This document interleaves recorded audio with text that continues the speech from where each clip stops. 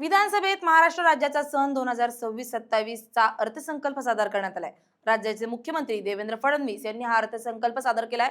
हा अर्थसंकल्प सादर करण्यापूर्वी त्यांनी दिवंगत उपमुख्यमंत्री अजित पवार यांना श्रद्धांजली वाहिली आहे।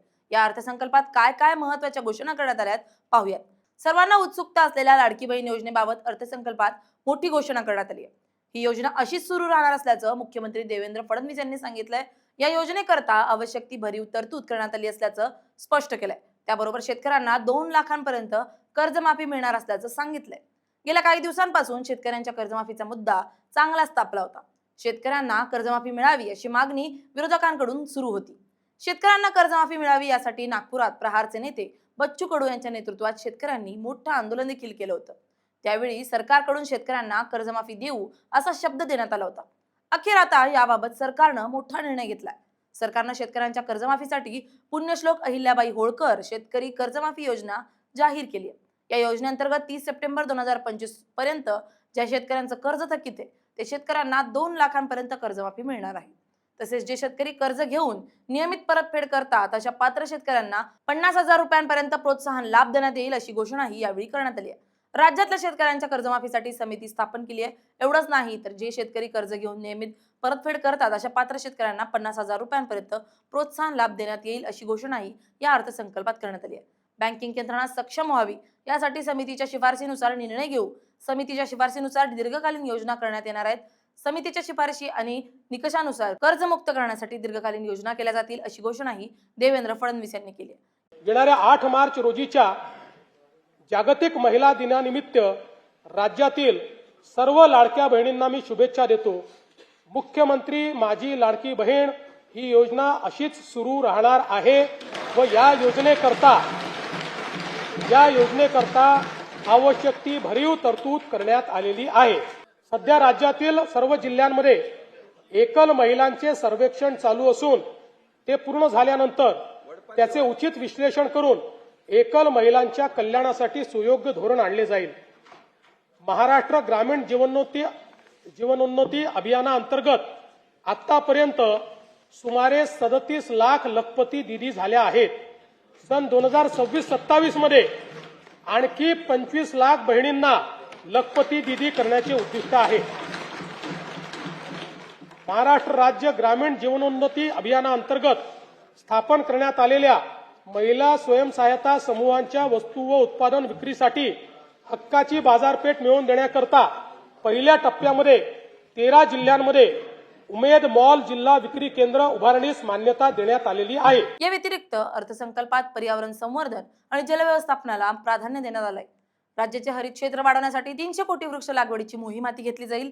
तसेच जलसुरक्षितता सुनिश्चित करण्यासाठी नाशिक येथे राज्य जल माहिती केंद्र स्थापन करण्यासोबतच वैनगंगा, नळगंगा, दमनगंगा, वैतरणा, गोदावरी यासारख्या अनेक नदीजोड प्रकल्पांना प्रशासकीय मान्यता देण्यात आली आहे।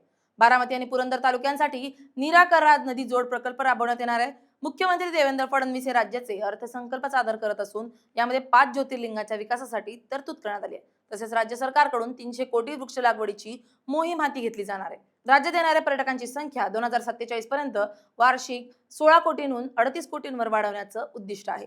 त्याकरता मुंबई, सिंगापूर आणि दुबईमध्ये पर्यटन गुंतवणूक कक्ष सुरू करणं, खासगी गुंतवणूक आणि आकर्षित करून जागतिक दर्जाची पर्यटन स्थळं आणि पर्यटन परिपथ विकास करणे तसंच प्रवास 100% डिजिटलाइज करून पर्यटन परिसंस्था निर्माण करण्याचं उद्दिष्ट ठेवण्यात आलं।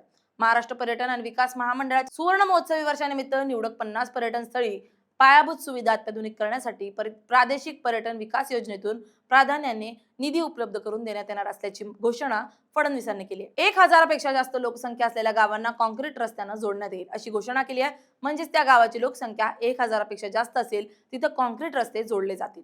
मुंबई महानगरात जलमार्गाने 340 किलोमीटर पर्यंत वाढवणार आहेत। 1,60,00,000 असलेली प्रवासी संख्या 7 कोटीपर्यंत वाढेल असंही देवेंद्र फडणवीस यांनी म्हटलंय। 2047 पर्यंत स्वच्छ ऊर्जेचं उद्दिष्ट असल्याचे फडणवीस यांनी म्हटलंय। 32,756 कोटी मुख्यमंत्री सौर ऊर्जेसाठी खर्च लागणार असल्याचं सांगितलंय।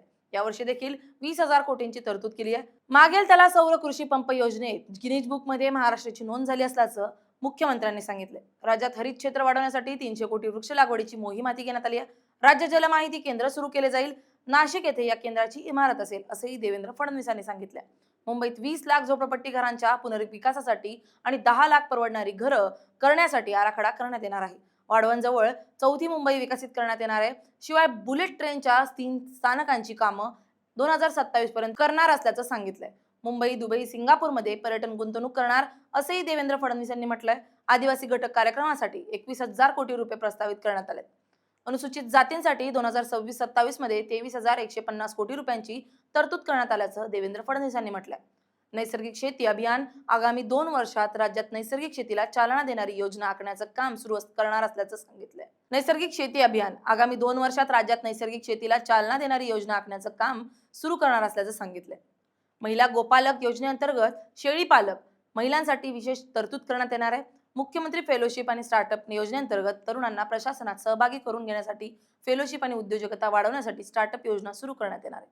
दरम्यान मुख्यमंत्री फडणवीस यांनी 2026-27 हे सामाजिक समता समरसता वर्ष साजरे करण्याची घोषणा केली आहे. या अंतर्गत राज्यातील महापुरुषांचा सन्मान केला जाणार असून संपूर्ण राज्यात विविध कार्यक्रमांचं आयोजन केलं जाणार आहे. महात्मा फुले यांच्या जन्माला 200 वर्ष पूर्ण होत आहेत.